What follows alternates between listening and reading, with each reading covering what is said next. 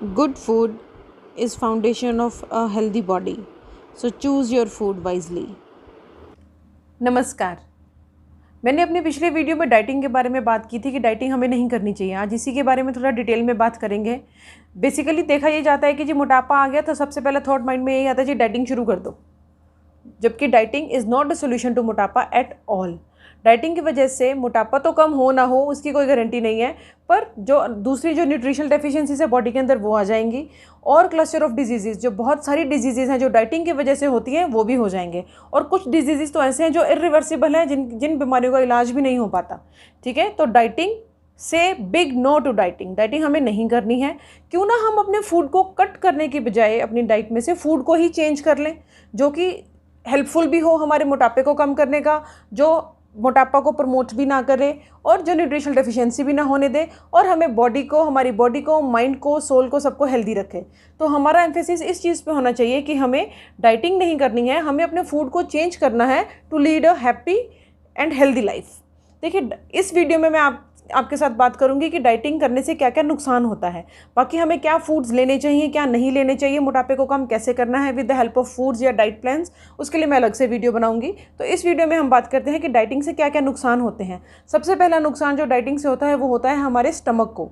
हमारे स्टमक, जो हमारे अमाशय है, उसके जो तंतु हैं वो सिकुड़ना शुरू कर देते हैं जब हम डाइटिंग करते हैं। जब हमारे पेट के अंदर कुछ नहीं जाता है, कोई खाना नहीं जाता है, कोई फूड नहीं गया अंदर, कोई न्यूट्रिशन नहीं गया अंदर, तो हमारी बॉडी का ये सेल्फ मैकेनिज्म होता है। अगर बाहर से कुछ खाना नहीं आया तो हमारी बॉडी अंदर से ही टिश्यूज़ को एब्जॉर्ब करना स्टार्ट कर देती है, जिसकी वजह से बहुत सारी न्यूट्रिशनल डेफिशिएंसीज होनी स्टार्ट हो जाती हैं। क्योंकि जब बाहर से कुछ नहीं जा रहा और जो ऑलरेडी अंदर स्टॉक में पड़ा है वो भी एब्जॉर्ब होना शुरू हो गया, तो डेफिनेटली आपको डेफिशिएंसीज होंगी ही होंगी, जिसकी वजह से चेहरे पे झाइयाँ, काले घेरे आंखों के अराउंड, लेडीज़ के अंदर मेंस्ट्रुएशन की प्रॉब्लम होना, और बहुत सारी ऐसी बीमारियां लगनी शुरू हो जाती हैं जिनका कोई जल्दी से ये पकड़ में भी नहीं आती हैं, और ये और भी बीमारियों को प्रमोट कर देती हैं अपने साथ साथ।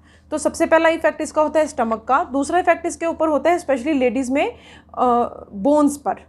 जो लेडीज़ हैं, ड्यू टू हार्मोनल इफ़ेक्ट्स भी हम बोल सकते हैं, या ड्यू टू हर महीने जो मासिक धर्म आता है जिस वजह से खून का बहाव होता है, उस वजह से भी न्यूट्रिशनल डेफिशिएंसी लेडीज़ के अंदर होती है। प्लस जब हम मोटापे के कारण अपनी डाइटिंग करना स्टार्ट कर देते हैं तो और भी डेफिशिएंसी होनी स्टार्ट हो जाती है, क्योंकि ऑलरेडी हमारे अंदर से डिप्लीशन हो रहा है न्यूट्रिएंट्स का, और हम अगर और नहीं ले रहे हैं अपनी बॉडी के अंदर न्यूट्रिएंट्स, तो डेफिशिएंसी और बीमारियां होनी ही होनी है। तो इसका दूसरा जो असर पड़ता है वो पड़ता है लेडीज़ की बोन्स के ऊपर।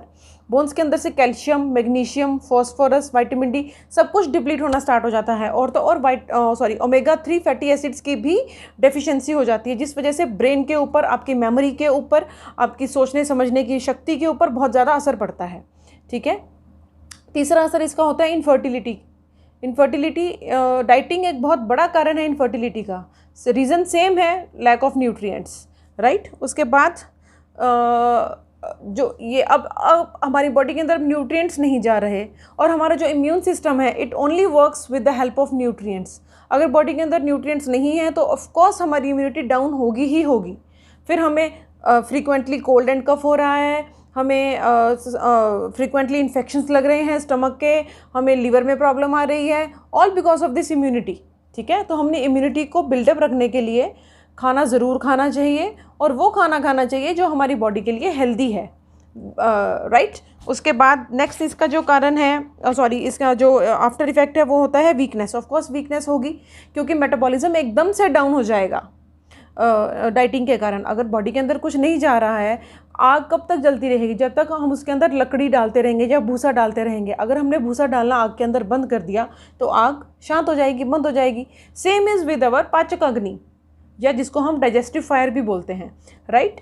अगर हमने खाना पीना छोड़ दिया, अपने डाइजेस्टिव फायर को के अंदर भूसा या वुड डालनी in the form of nutrients देने बंद कर दिए, तो वो बंद पड़ जाएगी, वो बंद हो जाएगी तो हमें भूख लगनी भी बंद हो जाएगी, एक और बीमारी लग गई।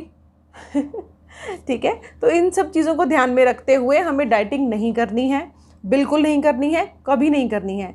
मेरा नेक्स्ट वीडियो इसी के ऊपर होगा कि हमें क्या क्या फूड्स लेने चाहिए, बच्चों को हमें कैसे फूड्स देने चाहिए जो थोड़े ओवरवेट हैं, और जो अडल्ट्स हैं उनके लिए क्या क्या फूड्स होने चाहिए, और जो हेल्दी भी हैं, जो मोटे नहीं हैं लेकिन उनको लगता है कि कहीं ऐसा ये खा लिया, दूध खा लिया, बटर खा लिया तो कहीं मैं और मोटी ना हो जाऊं, फिर मैं क्या करूंगी, फिर मुझे डाइटिंग करनी पड़ेगी, फिर मुझे जिमिंग करनी पड़ेगी, रनिंग वगैरह ये सब करना पड़ेगा।